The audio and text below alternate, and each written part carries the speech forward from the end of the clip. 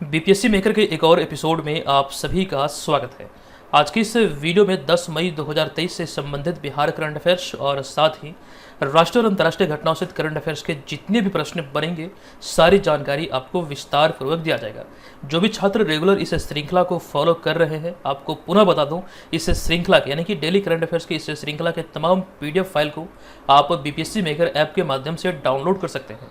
BPSC maker app को play store से download कीजिए और होम पेज पर जो ई बुक वाला सेक्शन है, आप वहां से इस सीरीज के तमाम पीडीएफ फाइल को निःशुल्क डाउनलोड कर पाएंगे। अब यहाँ पर देखिए, हम आ चुके हैं पिछले वीडियो के प्रश्न पे। ये प्रश्न आपसे पिछले वीडियो में पूछा गया था। ये प्रश्न था कि हाल ही में बिहार के किस यूनिवर्सिटी की प्रोफेसर डॉक्टर रोहिणी ने मिसेज बिहार 2023 का खिताब अपने नाम किया है। इस प्रश्न का राइट आंसर होगा option number A, Magadh university की ये प्रोफेसर है। आपको ध्यान रखना, संबंधित जो जानकारी हमने आपके साथ साझा किया था, ये मगध यूनिवर्सिटी के अंतर्गत बीएन कॉलेज की इंग्लिश डिपार्टमेंट की प्रोफेसर है। मूल रूप से सहरसा की रहने वाली है, जिसने अभी हाल ही में मिसेज बिहार 2023 का खिताब अपने नाम किया है। हालांकि इस तरह की जानकारी हमारी टीम के माध्यम से आपको फेसबुक, टेलीग्राम और इंस्टाग्राम पर उपलब्ध कराया गया था और आपको ध्यान रखना, इस तरह के पोस्ट के माध्यम से ये सारी जानकारी आपको उपलब्ध कराई जाती है। निश्चित तौर पर इस तरह के पोस्ट में बहुत सारी जानकारी छुपी हुई होती है, जिसके माध्यम से आप बहुत सारी चीज़ें सीख सकते हैं। तो आपको इस बात का ध्यान रखना कि मिसेज बिहार 2023 का खिताब अभी हाल ही में किसने अपने नाम किया है, तो ध्यान रखेंगे ये प्रोफेसर डॉक्टर रोहिणी ने अपने नाम किया। मूल रूप से ये सहरसा की रहने वाली है, लेकिन बीएन कॉलेज में कार्यरत है, जो कि पटना यूनिवर्सिटी के अंतर्गत आता है, जिन्हें आप यहाँ पर इस तस्वीर में भी देख सकते हैं। हालांकि यहाँ पर हम बात करें 71वीं मिस यूनिवर्स प्रतियोगिता की, जो कि हाल ही में आयोजित हुई, ये अमेरिका के लुइसियाना के न्यू ऑरलियंस शहर में आयोजित हुआ था। और इस 71वीं प्रतियोगिता जो आयोजित हुई मिस यूनिवर्स की, इस खिताब को, यानी कि आपको ध्यान रखना, 71वीं मिस यूनिवर्स अमेरिका की आर बोनी गैब्रियल चुनेगी, ये जानकारी हमने आपको दिया था।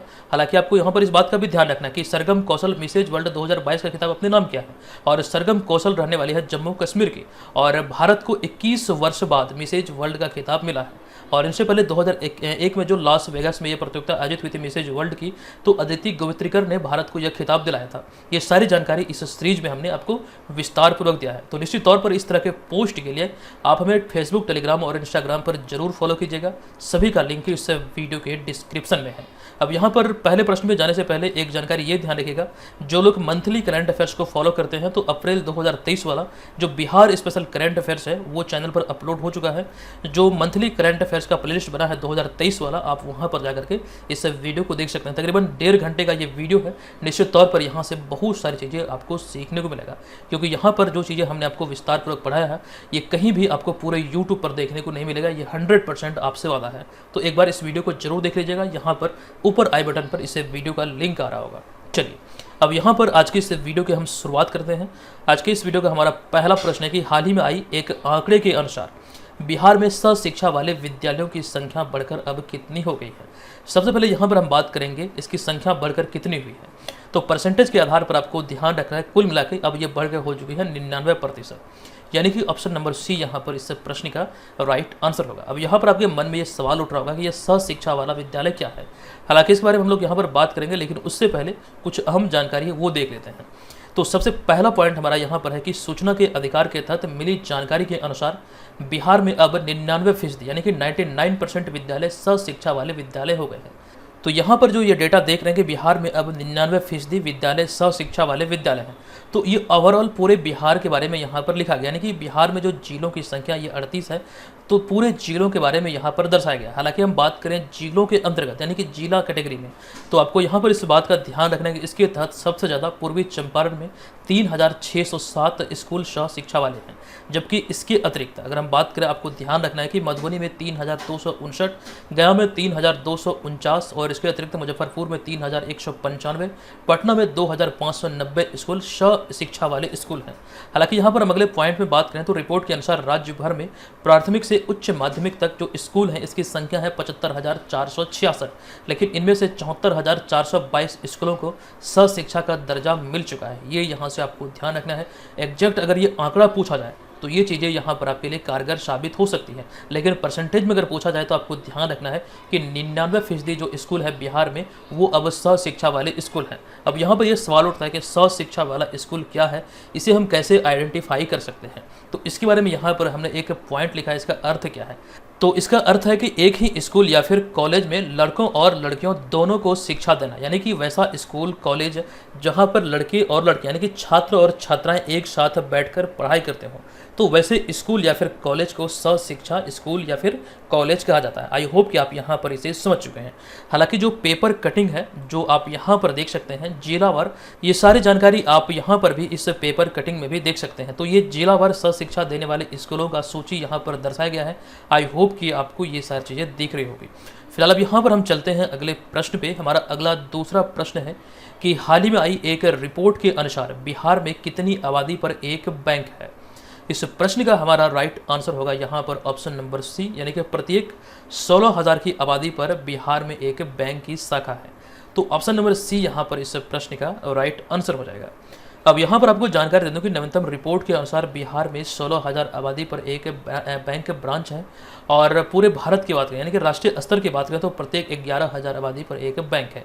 तो यहाँ पर आपको ये डिफरेंस याद रखना है, राष्ट्रीय स्तर पर क्या है और ये बिहार में क्या है, ये चीज़ें यहाँ से ध्यान रखना आपको। हालांकि इसी तरह का एक मिलता जुलता फैक्ट है, कुछ समय पहले मैंने आपको बताया था कि सर्वाधिक महिला पुलिस कर्मियों की बात करें, एक रिपोर्ट आई थी टाटा ट्रस्ट की जिसमें इस बात का जिक्र किया गया था कि सर्वाधिक महिला पुलिस कर्मियों की संख्या बिहार में है।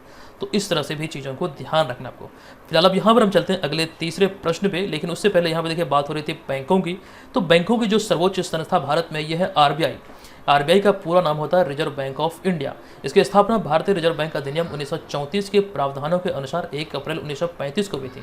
यहाँ से कई बार एग्जाम में प्रश्न बने हैं कि किस एक्ट के आधार पर कब इसकी स्थापना हुई। तो 1934 के एक्ट के आधार पर 1 अप्रैल 1935 को आरबीआई का गठन किया गया था। और आरबीआई भारत का केंद्रीय बैंक है, यानी कि सेंट्रल बैंक है, और ये भारत के सभी बैंकों का संचालक है। हालांकि प्रारंभ में इसका जो कह सकते हैं मुख्यालय था ये कोलकाता में स्थापित किया गया था, लेकिन स्थापना के 2 वर्ष बाद 1937 में अस्थायी रूप से इसे मुंबई स्थानांतरित कर दिया गया। लेकिन यहाँ पर आरबीआई से संबंधित एक प्रश्न ये भी इंपॉर्टेंट है कि आरबीआई की गवर्नर की नियुक्ति कैसे होती है। तो आरबीआई के गवर्नर की नियुक्ति वित्त मंत्री की सलाह पर प्रधानमंत्री द्वारा की जाती है। ये बहुत इंपॉर्टेंट है, कई बार यहाँ से एग्जाम में प्रश्न बने हैं। अब एक अगला पॉइंट हमारा यहाँ पर है आरबीआई का प्रतीक चिन्ह से संबंधित। आरबीआई का प्रतीक चिन्ह है ताड़ का पेड़ और बाघ। आप यहाँ पर प्रतीक चिन्ह या फिर लोगो में देख सकते हैं। यहाँ से आपके एनटीपीसी एग्जाम में प्रश्न पूछा गया था। वर्ष 2022 में जो एनटीपीसी एग्जाम आयोजित हो रहा था वहाँ पर एक शिफ्ट में इसके लोगो से प्रश्न बना था। ध्यान रखेगा आरबीआई का जो प्रतीक चिन्ह है इसमें एक ताड़ का पेड़ और बाघ को इंगित किया गया है। आरबीआई का मुख्यालय वर्तमान समय में मुंबई में है, जबकि आरबीआई की जो मौजूदा वो 25वें गवर्नर है यह है शक्तिकांत दास। वे उर्जित पटेल की जगह पर कार्यरत हैं। हालांकि चूंकि शक्तिकांत दास की यहाँ पर बात हो रही है तो शक्तिकांत दास से संबंधित एक अहम जानकारी है केंद्रीय बैंकिंग पुरस्कार 2023 के संदर्भ में। आप यहाँ पर देख सकते हैं कि केंद्रीय बैंकिंग पुरस्कार 2023 में गवर्नर ऑफ द ईयर पुरस्कार से आरबीआई के गवर्नर शक्तिकांत दास को सम्मानित किया गया। अति महत्वपूर्ण फैक्ट है, कहीं पर आप लोग नोट कर लीजिएगा। हालांकि आपको यहाँ पर इस सब बात का भी ध्यान रखना है। सबसे अंतिम वाले पॉइंट में देखिए, यह दूसरी बार है जब किसी आरबीआई गवर्नर ने यह अवार्ड जीता है। इनसे पहले 2015 में रघुराम राजन ने यह अवार्ड अपने नाम किया था। तो ये चीज़ें भी यहाँ से ध्यान रख लेंगे। हालांकि केंद्रीय बैंकिंग पुरस्कार अर्थात सेंट्रल बैंकिंग अवार्ड की बात करें तो इसमें central bank of the year का जो अवार्ड मिला ये यूक्रेन के नेशनल बैंक को यह अवार्ड दिया गया। तो ये भी जानकारी यहाँ पर आप ध्यान रख लेंगे।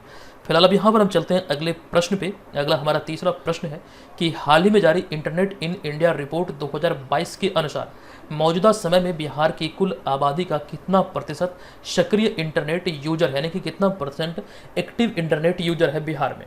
तो बिहार की कुल आबादी का 32% सक्रिय अर्थात एक्टिव इंटरनेट यूजर है, यानी कि ऑप्शन नंबर बी यहाँ पर इस प्रश्न का राइट आंसर होगा। अब यहाँ पर आपको ध्यान रखना है कि बिहार की कुल आबादी का महज 32% अर्थात 32% आबादी जो है ये इंटरनेट का इस्तेमाल करती है। लेकिन वही भी बात करें गोवा की तो गोवा 70% आबादी के साथ इंटरनेट इस्तेमाल करने वाला अग्रणी राज्य है पूरे भारत में राज्यों की कैटेगरी में। ये चीज़ें यहाँ से ध्यान रखना। हालांकि इसके बारे में इस रिपोर्ट के बारे में संपूर्ण जानकारी आप यहाँ पर अगले प्रश्न में देखेंगे, जहाँ पर इसके बारे में जो पूरा का पूरा ब्यौरा है इस प्रश्न से संबंधित या फिर इस रिपोर्ट से संबंधित वो हमने आपके समक्ष रखा है। तो यहाँ पर प्रश्न है कि हाल ही में जारी इंटरनेट इन इंडिया रिपोर्ट 2022 के अनुसार भारत में मौजूदा समय में कितने सक्रिय इंटरनेट यूजर हैं। यहाँ पर जब आप विकल्पों पर ध्यान देंगे तो यहाँ पर जो विकल्प दिए गए हैं परसेंटेज में नहीं दिया गया, बल्कि वो एग्जैक्ट डेटा पूछा गया है, वो आंकड़ा क्या है जो अभी हाल ही में जारी हुआ है। तो अगर हम बात करें एक्टिव यूजर की, जो इंटरनेट एक्टिव यूजर हैं भारत में, पूरे भारत की बात करें तो यहाँ पर आपको ध्यान रखना है राइट आंसर होगा 75.9 करोड़, यानी कि ऑप्शन नंबर ए यहाँ पर इस प्रश्न का राइट आंसर होगा। हालांकि इसके एक्सप्लेनेशन की बात करें तो हमारा पहला पॉइंट है, the internet and mobile association of India और कांतार ने 4 मई 2023 को भारत में सक्रिय इंटरनेट यूजर को लेकर अपनी एक रिपोर्ट जारी की है। और इस रिपोर्ट की बात करें तो इंटरनेट इन इंडिया नामक इस रिपोर्ट के अनुसार भारत में मौजूदा समय में 75.9 करोड़ सक्रिय अर्थात एक्टिव इंटरनेट यूजर हैं। सबसे पहले ये ध्यान रखिए, ये रिपोर्ट किसके द्वारा जारी किया गया और इस रिपोर्ट का नाम क्या है, ये भी इंपॉर्टेंट है। तो इंटरनेट इन इंडिया नामक इस रिपोर्ट में अगर हम बात करें, इस रिपोर्ट के अनुसार बात करें अगर हम, तो मौजूदा समय में भारत में जो एक्टिव इंटरनेट यूजर है इसकी संख्या है 75.9 करोड़। हालांकि इस रिपोर्ट को शहरी और ग्रामीण परिवेश के दृष्टिकोण से भी जारी किया गया। इस रिपोर्ट में इस बात का भी जिक्र था कि 39.9 करोड़ ग्रामीण इलाके में जबकि 36 करोड़ शहरी इलाके में, यानी कि जो यहाँ पर जो 75.9 करोड़ जो सक्रिय इंटरनेट यूजर हैं, जिसमें कि आपको ध्यान रखना है 39.9 करोड़ ग्रामीण इलाके में इंटरनेट जो चलाते हैं वो एकदम से एक्टिव यूजर हैं, जबकि शहरी इलाकों की बात करें तो 36 करोड़ शहरी इलाके में एक्टिव इंटरनेट यूजर हैं। ये चीज़ें यहाँ से आपको ध्यान रखना है। हालांकि यहाँ पर इस रिपोर्ट एक बात का ये भी जिक्र किया गया कि जो इस आंकड़े जो आप यहाँ पे देख रहे हैं, इसमें सर्वाधिक जो इंटरनेट यूजर है वो महिला है। नवीनतम रिपोर्ट के आधार पर 2022 की बात करें तो 2022 में महिला इंटरनेट यूजर की जो संख्या है वो उसमें काफ़ी ज़्यादा इजाफा हुआ है। और इस रिपोर्ट के आधार पर भारत में अगर हम बात करें तो पुरुषों से सर्वाधिक, यानी कि पुरुषों से ज़्यादा इंटरनेट इस्तेमाल करती हैं महिलाएं। ये बात का भी जिक्र इस रिपोर्ट में किया गया। अर्थात इस रिपोर्ट के अनुसार शहरी क्षेत्रों की तुलना में ग्रामीण क्षेत्रों में इंटरनेट का इस्तेमाल तेजी से बढ़ रहा है। इसी चीज़ का यहाँ पर जिक्र किया गया था इस वाले पॉइंट में। हालांकि ये आंकड़े भी आप ध्यान में रखेंगे, लेकिन यहाँ पर एक पॉइंट ये भी है कि यह रिपोर्ट में यह भी कहा गया कि भारत में सर्वाधिक इंटरनेट का इस्तेमाल मोबाइल फ़ोन के जरिए ही होता है या फिर हुआ है। तो ये सारी बातें इंटरनेट से संबंधित है, जहां से आपके एग्जाम में प्रश्न बन सकते हैं। अभी पिछले प्रश्न में हमने आपको जानकारी दिया था कि इंटरनेट के इस्तेमाल में गोवा अपनी 70% आबादी के साथ शीर्ष पर है, यानी कि अग्रणी राज्य है। जबकि बात करें बिहार के दृष्टिकोण से, बिहार के संदर्भ में, तो बिहार की कुल आबादी का 32% आबादी ही इंटरनेट का इस्तेमाल कर रही या फिर करती है। तो ये सभी कुछ ऐसे फैक्ट है जहां से आपके एग्जाम में प्रश्न बन सकते हैं। आप चाहें तो इसका स्क्रीनशॉट जरूर ले लीजिए। हालांकि जो PDF आपको मिलेगा एप्लीकेशन पर, वहां पर भी ये तमाम चीज़ें उपलब्ध कराई गई है। आप PDF फाइल को जरूर डाउनलोड कीजिएगा।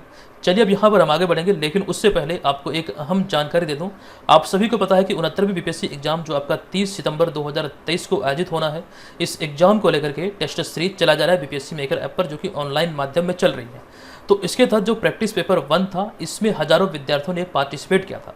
तो प्रैक्टिस पेपर 1 के अंतर्गत जो हमारे टॉप 3 रैंक होल्डर है वो आप यहाँ पर देख सकते हैं। पहले स्थान पर किरण कुमारी रही, जबकि दूसरे स्थान पर अविनाश कुमार और तीसरे स्थान पर शुभम कुमार सिंह। इनका परसेंटेज आप यहाँ पर देख सकते हैं। हजारों विद्यार्थियों के बीच किरण कुमारी 95% के साथ प्रथम स्थान पर रही, जबकि अविनाश कुमार 94% के साथ द्वितीय स्थान पर, और उसके बाद तृतीय स्थान पर शुभम कुमार सिंह 88% स्कोर के साथ। तो ये 3 विद्यार्थी हैं जिन्होंने अपनी कड़ी मेहनत और लगन के बदौलत ही इस प्लेटफॉर्म पर अपना जगह को कायम किया है। हमारे पास हालांकि अविनाश कुमार और किरण कुमारी की कोई तस्वीर नहीं थी, जिस वजह से हम लोगों ने यहाँ पर इसे अटैच नहीं किया। हालांकि ये काफ़ी काबिल तारीफ है कि जिस प्रकार से इनका परफॉर्मेंस रहा और हजारों विद्यार्थियों के बीच ये टॉप 3 में शामिल हुए हैं। तो जितने भी छात्र BPSC मेकर ऐप पर इस टेस्ट सीरीज को ज्वाइन किए हुए, मैं देख रहा हूँ काफ़ी दिनों से कि कुछ लोग वहाँ पर ऐसे हैं कि अभी तक टेस्ट सीरीज में एक भी टेस्ट को पार्टिसिपेट नहीं किया है। आपने कोर्स को परचेज किया हुआ, कोर्स में आप शामिल हैं और आप लोग टेस्ट नहीं दे रहे हैं। ये क्या फ़ायदा आपको हुआ? टेस्ट में आपको शामिल होना चाहिए अगर आप कोर्स को परचेज किए हैं। जिस प्रकार से मैं देख रहा हूँ कई छात्र ऐसे हैं जो कि रेगुलर हमारे साथ बने हुए हैं। तो जितने भी छात्र अभी तक टेस्ट को अटेंड नहीं किए हैं, आप लोग टेस्ट को जरूर अटेंड कीजिए। निश्चित तौर पर यहाँ पर आपकी तैयारी का बेहतर तरीके से आंकलन होगा। अभी पिछले संडे को जो आपको टेस्ट मिला, ये 7वां टेस्ट मिला है। आपको ध्यान रखना है, इसका भी रिजल्ट जल्द ही प्रकाशित होगा और इसी प्रकार से आपको यहाँ पर वीडियो में और हमारे सोशल मीडिया प्लेटफॉर्म पर आपको सारी चीज़ें देखने को मिलेगा। निश्चित तौर पर आप सभी लोग टेस्ट को अटेंड कीजिए और कोशिश कीजिए आप उसमें बेहतर स्कोर कर पाएँ।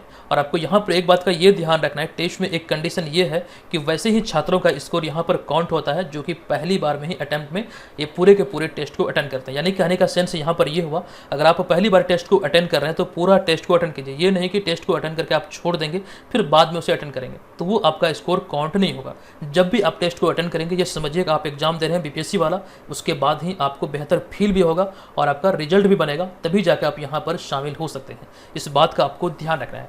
हालांकि जो छात्र अभी तक से ज्वाइन नहीं कर पाए हैं और ज्वाइन करने के इच्छुक हैं, आप इस कोर्स के माध्यम से इस टेस्ट सीरीज को ज्वाइन कर सकते हैं। इस बात का ध्यान रखेंगे, जब भी आपसे ज्वाइन करेंगे आपका प्रीवियस जितना भी सेट छूट चुका है वो भी यहाँ पर आपको मिल जाएगा। तो बीपीएससी मेकर ऐप पर आप इस कोर्स को जरूर परचेज कीजिएगा, इसी में आपका टेस्ट सीरीज इंक्लूडेड है। ध्यान रखिएगा, इसके बारे में कंप्लीट जानकारी मैं आपको इस वीडियो के अंत में दूंगा। इसमें अभी एक ऑफर है, आप लोग चाहें तो इसे जरूर ज्वाइन कर सकते हैं। चलिए फिलहाल अब यहाँ पर हम आ चुके हैं अगले 5वें प्रश्न पे। ये 5वां प्रश्न है कि ताशकंद में आयोजित एशिया कप चरण 2 तीरंदाजी विश्व रैंकिंग टूर्नामेंट में भारत 14 पदक जीतकर कौन से स्थान पर रहा। इंपॉर्टेंट प्रश्न है। इस प्रश्न का हमारा राइट आंसर होगा भारत 14 पदक के साथ पदक तालिका में पहले स्थान पर रहा, यानी कि शीर्ष स्थान पर रहा, यानी कि ऑप्शन नंबर ए इस प्रश्न का राइट आंसर होगा। आपको जानकारी दे दूं कि हाल ही में उज्बेकिस्तान की राजधानी ताशकंद में आयोजित एशिया कप चरण 2 तीरंदाजी विश्व रैंकिंग टूर्नामेंट में भारत 14 पदक जीतकर शीर्ष स्थान पर रहा। आपको यहाँ पर इस बात का ध्यान रखना है, ये जो चरण 2 आयोजित हुआ एशिया कप तीरंदाजी विश्व रैंकिंग टूर्नामेंट का, ये उज्बेकिस्तान की राजधानी ताशकंद में आयोजित हुआ। यहाँ पर इस प्रकार से भी प्रश्न बन सकते हैं, जहाँ पर भारत ने कुल मिलाकर 14 पदक अपने नाम किया और पदक तालिका में शीर्ष स्थान पर रहा। हालांकि यहाँ पर हम बात करें इन 14 पदकों में से, तो भारत को 7 स्वर्ण मिला और इसके अतिरिक्त 5 रजत तथा 5 सिल्वर। जबकि बात करें कांस्य पदक की, तो इसमें 2 कांस्य पदक शामिल है। तो ओवरऑल कुल मिलाकर 14 पदक के साथ भारत इसमें टॉप यानी कि पहले स्थान पर रहा। हालांकि यहाँ पर हम बात करें इस पदक तालिका में जो भारतीय खिलाड़ियों को या फिर भारतीय तीरंदाजों को जो पुरस्कार मिला, वो सूची आप यहाँ पर देख सकते हैं। इसको 2 कैटेगरी में बांटा गया, एक तो है कंपाउंड कैटेगरी जो आप यहाँ पर देख सकते हैं, और दूसरा जो कैटेगरी ये है रिकर्व कैटेगरी। तो ये यहाँ पर दोनों को देख सकते हैं, दोनों का जो कह सकते हैं विजेता है उसकी सूची यहाँ पर दर्शाई गई है। यहाँ से भी प्रश्न बन सकते हैं, आप लोग सभी को जरूर नोट कर लीजिएगा। फिलहाल अब यहाँ पर हम चलते हैं आज के इस वीडियो के अगले प्रश्न पे। ये अगला प्रश्न भी काफ़ी ज़्यादा खबरों में है, निश्चित तौर पर ये बहुत इंपॉर्टेंट है, वीवीआई प्रश्नों की श्रेणी में से रखेंगे आप। ये प्रश्न है कि लव इन द 90 नामक फिल्म तागिन समुदाय पर बनने वाली पहली फिल्म है, या फिर तागिन समुदाय पर बनी पहली फिल्म है। बताएं कि इसका संबंध किस राज्य से है। तो इस प्रश्न का हमारा जो राइट आंसर है ये है ऑप्शन नंबर डी, यानी कि अरुणाचल प्रदेश। इनसे संबंधित तथ्यों की बात करें तो आपको पहला पॉइंट यहाँ पर ध्यान रखना है कि अरुणाचल प्रदेश के ऊपरी सुबनसिरी जिले में तागिन समुदाय पर आधारित यह film love in the 90s पूरी तरह से तागिन भाषा में बनाई गई फिल्म है। और यह फिल्म में तागिन समुदाय की संस्कृति, जीवन शैली और अन्य पहलुओं को दर्शाया गया है। यानी कि इस फिल्म की जो विषय वस्तु, यानी ये जो फिल्म केंद्रित है, ये तागिन समुदाय की संस्कृति, जीवन शैली और अन्य पहलुओं पर ही दर्शाई गई है। और इस फिल्म का नाम है लव इन द 90s। और इस फिल्म को लेकर आपको ध्यान रखना कि हाल ही में विधि और न्याय मंत्री किरण रिजिजू ने 6 मई 2023 को नई दिल्ली में इस फिल्म का ट्रेलर जारी किया है।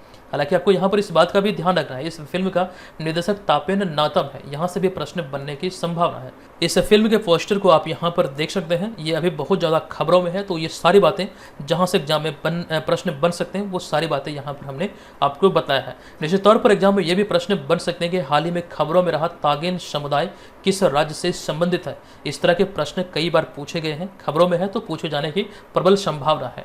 चलते हैं यहाँ पर अगले प्रश्न पे, लेकिन उससे पहले ध्यान रखिएगा अभी हाल ही में 68वां हुंडई फिल्म फेयर अवार्ड आयोजित हुआ था और इसको लेकर कंप्लीट जानकारी हमने आपके साथ साझा किया था। इससे बात करें फिल्म फेयर अवार्ड की जो 68वां संस्करण की, तो सर्वश्रेष्ठ अभिनेता का जो खिताब मिला ये राजकुमार राव को बधाई 2 के लिए दिया गया। सर्वश्रेष्ठ अभिनेत्री का खिताब आलिया भट्ट को गंगूबाई काठियावाड़ी के लिए दिया गया। और इसी प्रकार से जो महत्वपूर्ण अवार्ड है जहाँ से एग्जाम में प्रश्न बनते हैं, वो सभी की सूची आप यहाँ पर देख रहे हैं। निश्चित तौर पर आपको ध्यान रखना है, यहाँ से प्रश्न बनेंगे। अगला यहाँ पर अरुणाचल प्रदेश की चर्चा हो रही, तो एक जानकारी हमने आपको दिया था कि चीन सरकार ने अरुणाचल प्रदेश के 11 स्थानों का नाम बदलने की घोषणा की थी और इसको लेकर सूची भी बाकायदा जारी कर दी थी। आपको मैंने जानकारी दिया था कि चीन जो है ये अरुणाचल प्रदेश, जो कि भारत का एक राज्य है, जो कि आप यहाँ पर देख सकते हैं, यहाँ पर अपना अधिकार समझता है कुछ क्षेत्रों पर। तो इसी क्षेत्रों का 11 स्थान का नाम बदलने को लेकर अभी हाल ही में घोषणा की थी, जिस वजह से अरुणाचल प्रदेश काफ़ी ज़्यादा चर्चे में आए थे। और यहाँ से प्रश्न इस प्रकार से भी बन सकता है कि चीन की जो सीमा है ये भारत के कितने राज्यों के साथ अपनी सीमा को साझा करता है। तो कुल मिलाकर 5 राज्य व फिर केंद्र शासित प्रदेश हैं, जिनमें कि जम्मू कश्मीर, हिमाचल प्रदेश, उत्तराखंड, सिक्किम और अरुणाचल प्रदेश। आप यहाँ पर देख सकते हैं ये जम्मू कश्मीर की स्थिति है और ये हिमाचल प्रदेश है, ये है उत्तराखंड। उसके बाद बात करें सिक्किम, तो ये सिक्किम को इंगित कर रहा है, जबकि यहाँ पर आप देख रहे हैं ये ब्लू वाला एरिया, ये है अरुणाचल प्रदेश। तो कुल मिलाकर 5 राज्य व फिर केंद्र शासित प्रदेश है जिसके साथ चीन की सीमा साझा होती है। नेक्स्ट यहाँ पर हमारा अगला 7वां प्रश्न, लेकिन उससे पहले एक चीज़ ये भी ध्यान रख लीजिए, चीन की सीमा सर्वाधिक अरुणाचल प्रदेश में साझा होती है। ये चीज़ आपको ध्यान रखना है। चलिए उसके बाद अगला हमारा 7वां प्रश्न है कि निम्नलिखित में से भारतीय मूल के किस अमेरिकन को हाल ही में अमेरिका में घरेलू नीति सलाहकार के रूप में नियुक्त किया गया है। बहुत इंपॉर्टेंट है। आप इन्हें यहाँ पर इस तस्वीर में देख सकते हैं। इनका नाम है नीरा टंडन, जो कि अभी हाल ही में अमेरिका में घरेलू नीति सलाहकार के रूप में नियुक्त हुई है। तो ऑप्शन नंबर सी यहाँ पर इस प्रश्न का राइट आंसर होगा। आपको जानकारी दे दूं कि हाल ही में 5 मई 2023 को 46वें व मौजूदा अमेरिकी राष्ट्रपति जो बाइडेन की टीम में भारतीय मूल की अमेरिकन नागरिक नीरा टंडन को घरेलू नीति सलाहकार के रूप में नियुक्त किया गया। देखिए यहाँ पर चर्चा हुई जो बाइडेन की, तो जो बाइडेन के बारे में ये ध्यान रखेगा, ये अमेरिका के 46वें राष्ट्रपति हैं। हालांकि आपको इस बात का ध्यान रखना कि 45वें राष्ट्रपति के बारे में एग्जाम में प्रश्न पूछा गया है। तो 45वें राष्ट्रपति थे डोनाल्ड ट्रंप, यहाँ से आपके एग्जाम में प्रश्न बना था। अब यहाँ पे हमारा अगला पॉइंट है इसी में कि इसके साथ ही नीरा टंडन व्हाइट हाउस सलाहकार परिषद का नेतृत्व करने वाली पहली एशियाई अमेरिकी बन गई है। ये चीज़ें यहाँ से आपको ध्यान रखना है। अब यहाँ पे हमारा इसी में अगला पॉइंट है कि घरेलू नीति सलाहकार के रूप में उन्होंने सुसान राइस की स्थान लिया है। तो जिनका स्थान लेते हैं, जो भी मतलब पद पर नियुक्ति होती है और वहाँ से भी प्रश्न बनते हैं, तो इसी कड़ी में आपको ध्यान रखना कि उन्होंने सुसान राइस का स्थान लिया है। क्योंकि बात हो रही है भारतीय मूल की अमेरिकी की, तो ऐसे में एक जानकारी हमने आपके साथ 2 से 3 दिन पहले ही साझा किया था कि हाल ही में भारतीय मूल के अमेरिकी नागरिक अजय बंगा को विश्व बैंक अर्थात वर्ल्ड बैंक का 14वां अध्यक्ष चुना गया है। और साथ ही मैंने ये भी बताया था कि उन्होंने वर्ल्ड बैंक के मौजूदा प्रेसिडेंट या फिर मौजूदा अध्यक्ष डेविड मालपास का स्थान लिया है। ये दोनों बहुत ज़्यादा खबरों में था, तो ध्यान रखना, यहाँ से एग्जाम में प्रश्न बनेंगे। नेक्स्ट 8वां प्रश्न है कि हाल ही में 6 जून 2023 को ब्रिटेन के नए राजा के रूप में किनका राज्याभिषेक किया गया। आप यहाँ पर इस तस्वीर में देख सकते हैं। इस प्रश्न का राइट आंसर होगा किंग्स चार्ल्स तृतीय, अर्थात ऑप्शन नंबर सी यहाँ पर इस प्रश्न का राइट आंसर होगा। आपको जानकारी दे दूं, करीब 1000 साल पुरानी परंपरा का निर्वहन करते हुए 6 जून 2023 को लंदन में किंग्स चार्ल्स तृतीय, उम्र इनका 74 वर्ष, आप यहाँ पर देख सकते हैं। तो अभी हाल ही में किंग्स चार्ल्स तृतीय का राज्याभिषेक शाही राज के ताज पहनाकर किया गया। हालांकि इस बात का भी ध्यान रखना है कि साथ ही किंग्स चार्ल्स तृतीय की पत्नी कैमिला को रानी का ताज पहनाया गया। ये यहाँ से आपको ध्यान रखना, ये जो परंपरा है यहाँ पर ब्रिटेन में, ये हजारों साल पुरानी परंपरा है। इसी परंपरा का निर्वहन करते हुए अभी हाल ही में 6 जून 2023 को किंग्स चार्ल्स तृतीय का राज्याभिषेक किया गया ताज पहनाकर। अब यहाँ पे हमारा अगला पॉइंट है कि इस विशेष समारोह में पूरी दुनिया से करीब 2000 से अधिक अतिथियों को आमंत्रित किया गया था। और भारत की बात करें तो भारत की तरफ से इस समारोह में 14वें उपराष्ट्रपति जगदीप धनखड़ अपनी पत्नी सुदेश धनखड़ के साथ शामिल हुए थे। ये यहाँ से आपको ध्यान रखना, भारत की तरफ से मुख्य अतिथि के रूप में भारत के 14वें उपराष्ट्रपति जगदीप धनखड़ और उनकी पत्नी डॉक्टर सुदेश धनखड़ शामिल थे। लेकिन यहाँ पर एक बात ये ध्यान रखेगा, 14वें उपराष्ट्रपति वर्तमान में जगदीप धनखड़ है, लेकिन इससे पहले वे पश्चिम बंगाल के गवर्नर अर्थात राज्यपाल थे। ये भी आपको ध्यान रखना है। चलिए यहाँ पर हम चलेंगे आगे। आप यहाँ पर तस्वीर में भी देख सकते हैं, यही है किंग्स चार्ल्स तृतीय, जिनका अभी हाल ही में राज्याभिषेक किया गया है। नेक्स्ट यहाँ पर हमारा अगला नवा प्रश्न है कि पर्यटन स्थलों पर स्वच्छता बरकरार रखने के लिए हाल ही में किस राज्य की पुलिस द्वारा ऑपरेशन मर्यादा नामक एक विशेष अभियान चलाई जा रही है। इस प्रश्न का हमारा राइट आंसर होगा ऑप्शन नंबर डी, अर्थात उत्तराखंड पुलिस अभी हाल ही में इस ऑपरेशन को संचालित कर रही है, जिसका नाम है ऑपरेशन मर्यादा। आपको जानकारी दे दूं कि उत्तराखंड में पर्यटन स्थलों पर स्वच्छता बरकरार रखने के लिए उत्तराखंड पुलिस ऑपरेशन मर्यादा नामक एक विशेष अभियान चला रही है।